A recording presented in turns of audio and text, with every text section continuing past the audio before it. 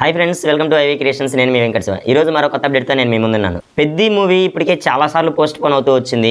బుచ్చిబాబు కూడా దీని నుంచి ఎలాంటి రియాక్షన్ లేదు. బుచ్చిబాబు దీనికి ఎలాంటి రెస్పాన్స్ లేదు. మీడియా పరంగా వచ్చి కానీ ఎలాంటి రెస్పాన్స్ ఇవ్వట్లేదు. కానీ సుకుమార్ గారిని మిస్టర్ క్యాల్కులేటర్ అంటారు. ఆయన సినిమా తీసే ప్రతి ఒక్కటి సీన్ కూడా మంచి క్యాల్కులేటెడ్గా, ఒక సీన్ అనేది ఎంత డీటెయిల్డ్గా ఉండాలి అనే దాన్ని ఆయన బాగా చూపిస్తాడు. ఆయన సినిమాలు చాలా క్లియర్గా, నీట్గా, ఎక్కడ మిస్టేక్ లేకుండా చాలా బాగా చూపిస్తాడు సుకుమార్ గారు. అందుకనే ఆయన మిస్టర్ క్యాల్కులేటర్ అంటారు. ఆయన పెద్ద సినిమా గురించి ఏమన్నాడు అనేది ఇప్పుడు చూద్దాం. క్లైమాక్స్ అత్యద్భుతం.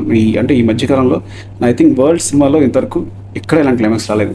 ఈ పెద్ద సినిమా క్లైమాక్స్ అనేది ప్రపంచంలోనే ఒక నెంబర్ 1 క్లైమాక్స్గా ఉండబోతుంది అని చెప్పేసి అన్నారు.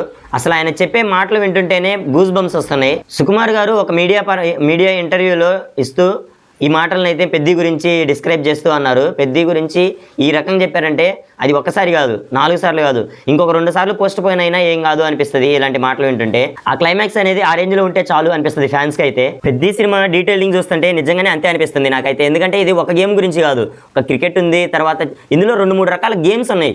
కుస్తీ పోటీలకు సంబంధించిన ఒక రియల్ లైఫ్ స్టోరీ, ఒక బయోపిక్ కూడా ఉండబోతుంది అని చెప్పేసి ఇది బాగా వైరల్గా మారింది సోషల్ మీడియాలో. అయితే ఈ రేంజ్లో ఉండబోతుందంటే ఇంకా క్లైమాక్స్ అనేది ఏ రేంజ్లో ఉండబోతుంది అనేది నిజంగా ఊహలకి కూడా అందట్లేదు. ఆ రేంజ్లో ఉండబోతుంది అన్నట్టుంది.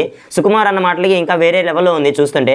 పెద్ది అయితే నిజంగానే వేరే లెవెల్లో ఉండబోతుందని అనిపిస్తుంది. బుచ్చిబాబు ఏదో గట్టిగానే ప్లాన్ చేశాడు రా బాబు అన్నట్టుగా ఉంది. బుచ్చిబాబు ప్లానింగ్ అయితే వేరే పెద్దగానే ఉంది, వేరే లెవెల్లో ఉంది. ఇందులో ఐటమ్ సాంగ్స్ వచ్చేసి ఒకళ్ళు కాదు, 2 కాదు, 3-4 హీరోయిన్లు పెట్టి ప్లాన్ చేస్తున్నట్టుగా తెలుస్తుంది. అందులో పూజా హెగ్డే మెయిన్గా ఉండబోతుందని చెప్పేసి బాగా సోషల్ మీడియాలో వైరల్గా మారింది.